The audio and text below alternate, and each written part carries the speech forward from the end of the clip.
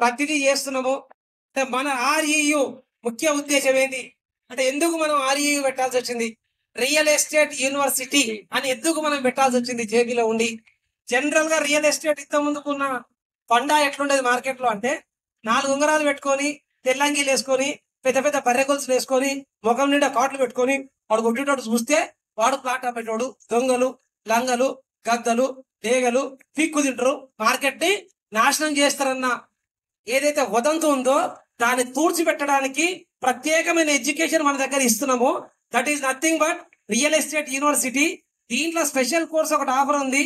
అందరు చదువుకోగానే చదువు అయిపోయిందని చెప్పి చదువు మానేయడం, దాంతో పాటు వాళ్ళ ఇంటెలిజెన్స్ పెరగకపోవడం, ఫినాన్షియల్ గా సక్సెస్ కాకపోవడం కూడా ఉంది. కనుక ఇక్కడ ఫినాన్షియల్ ఎడ్యుకేషన్ సపరేట్ గా ఉంటుంది. That is what all about triple. First ఈ వచ్చేసి education. It is all about మన మార్కెటింగ్ స్ట్రాటజీస్ కానీ, రియల్ ఎస్టేట్ గురించి కానీ, కస్టమర్ కి అమ్మడం పక్కన పెట్టి సొల్యూషన్ చూపించడం కానీ, చెప్పే విధాన్ని మార్చడం కానీ ప్రతిరోజు నేర్చుకోవాలి జీవితాంతము.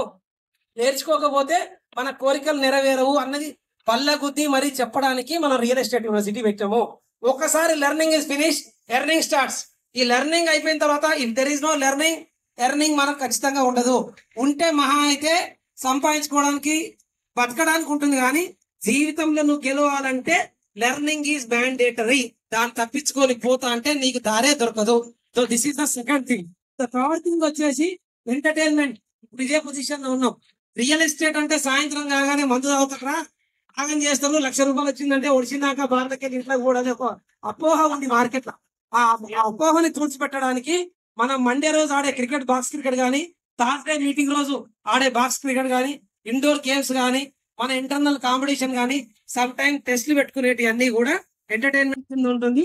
వీటన్నిటికంటే 365 రోజుల్లో 30 రోజులు ఇంటర్నేషనల్ లో మనం లీవ్ చేయడము, ఎంజాయ్ చేయడము, అక్కడ ఎట్లా పనిచేసినా పక్కన పెడితే ఒక రాజులాగా వచ్చి ఇక్కడ ప్రతి ఒక్కరితో సర్వీస్ ఇప్పించుకొని బతకగలుగుతున్నందుకు దాన్ని ఎంటర్టైన్మెంట్ కింద మనం కన్వర్ట్ చేసినాము. So this is all about real estate university.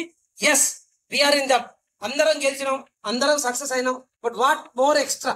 మనం ఇక్కడి నుంచి ఇంకొంచెం ముందుకు తీసుకెళ్లాలంటే ఏం చేయాలి? ఒక లింగమన్న కూర్చొని ఎక్కడో మూలకున్న లింగమన్న ఇవాళ హైదరాబాద్ లో కాదు, ప్రపంచంలో ఏ మూలకు చూసినా లింగమన్న మనసులో కనిపిస్తున్నాడు.